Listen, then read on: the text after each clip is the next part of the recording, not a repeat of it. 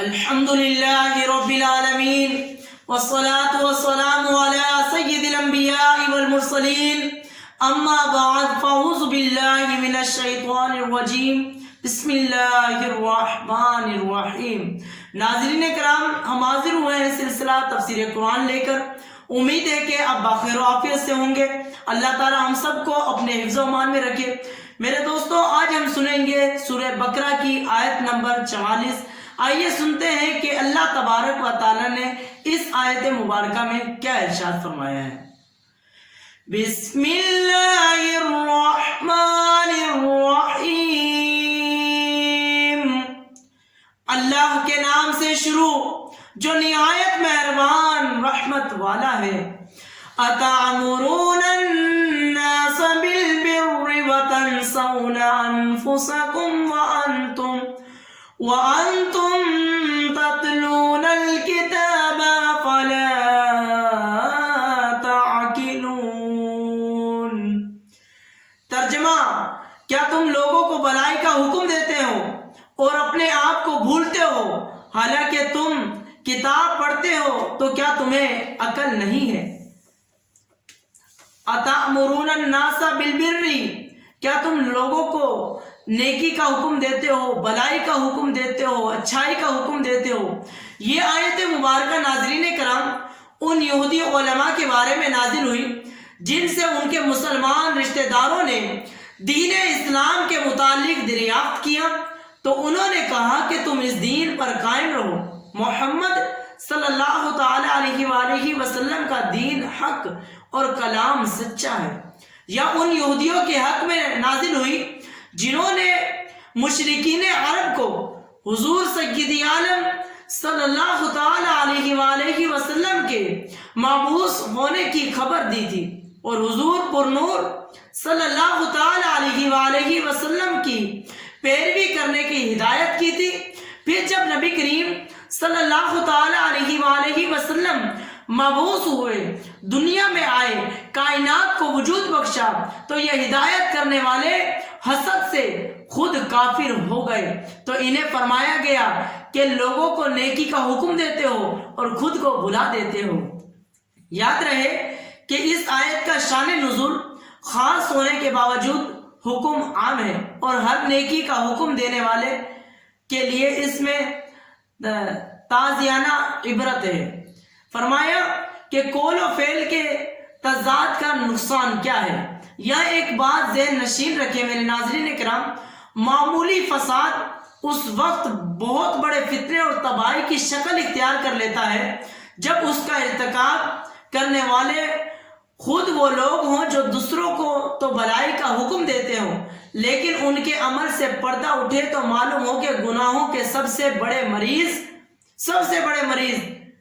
ہیں یہی ہیں۔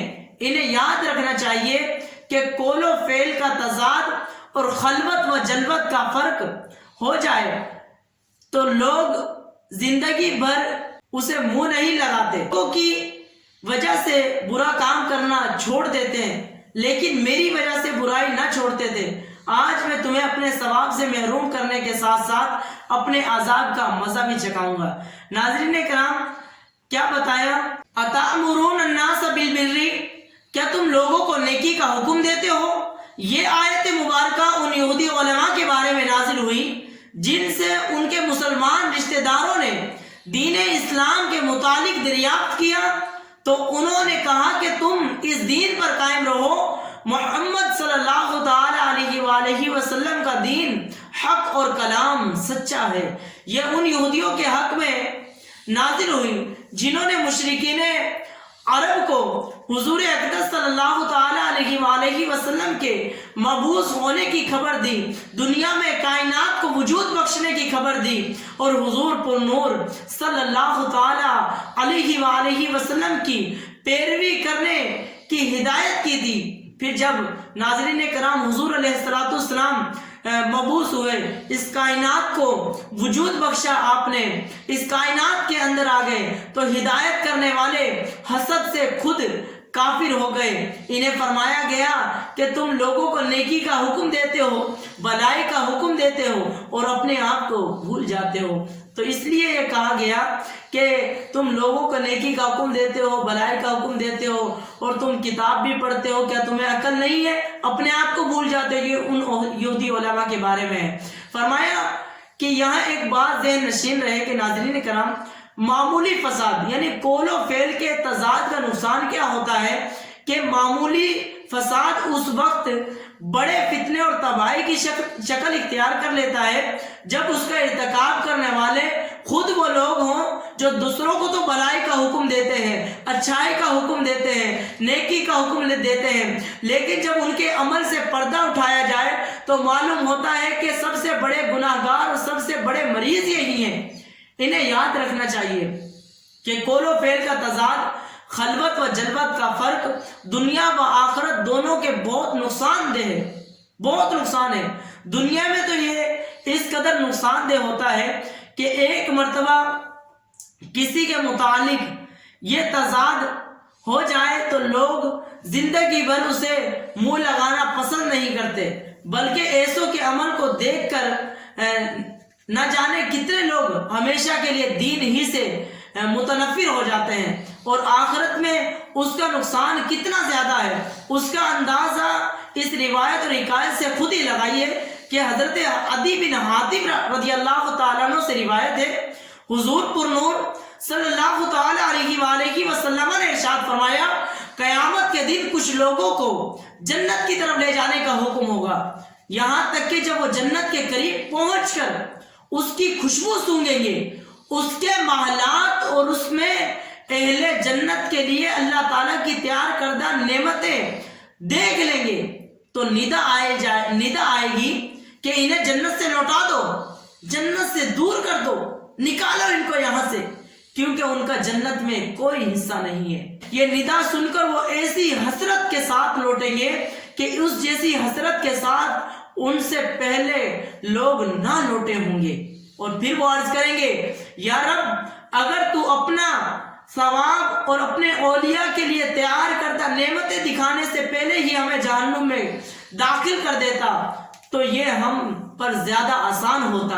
اللہ تعالیٰ ارشاد فرمائے گا، میں نے ارادہ بھی کیا تھا کہ تمہارے ساتھ ایسا ہی کروں، کیونکہ یہ کیوں کیا؟ اس کی وجہ یہ ہے کہ جب تم تنہائی میں ہوتے تو بڑے بڑے گناہ کر کے میرے ساتھ اعلان جنگ کرتے، اور جب لوگوں سے ملتے تو عاجزی انکساری کے ساتھ ملتے، تو تم لوگوں کو اپنی وہ حالت دکھاتے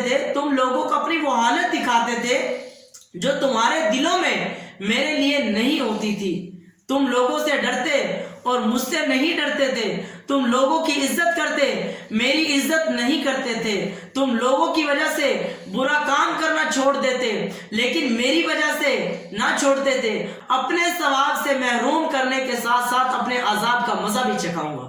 ناظرین کرام، یہ کتنی جو ہے انتہائی دردناک ایک بات ہے کہ بندہ دوسروں کو نیکی کا حکم دے، دوسروں کو نماز پڑھنے کی تلقین کرے، دوسروں کو زکوٰۃ ادا کرنے کی تلقین کرے، دوسروں کو صوم و صلات کا پابند بنائے، دوسروں کو نوافل پڑھنے کا، دوسروں کو نیکی کے حکم کا، دوسروں کو برائی سے بچنے کا حکم دے، اور اپنے آپ کو بھول جائے، اپنے آپ کو یاد ہی نہیں ہے، مطلب خود نماز نہیں پڑھتا، دوسروں کو وہ نیکی کا حکم دیتا ہے برائی، یقیناً اس کو ثواب ملے گا، اللہ چاہے تو اس کو ثواب ملے گا، لیکن کتنی دردناک بات ہے کہ جب اللہ تعالیٰ فرمائے گا کہ میں تمہیں جو ایسا کرتے ہیں جو دوسروں کو بھلائی کا حکم دیتے ہیں اور خود پتہ ہی نہیں ہے، تو کہا کہ ان کو جنت کے دروازے کے پاس لے جا کر جنت کی خوشبو بھی سونگیں گے، نعمتیں دیکھیں گے، اور ان کو کہوں گا کہ ان کو یہاں سے نکال دو۔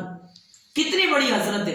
اللہ تعالیٰ مجھے اور آپ کو نیکی کا حکم دینے کی توفیق عطا فرمائے، آمین بجائے الامین صلی اللہ تعالیٰ علیہ وآلہ وسلم۔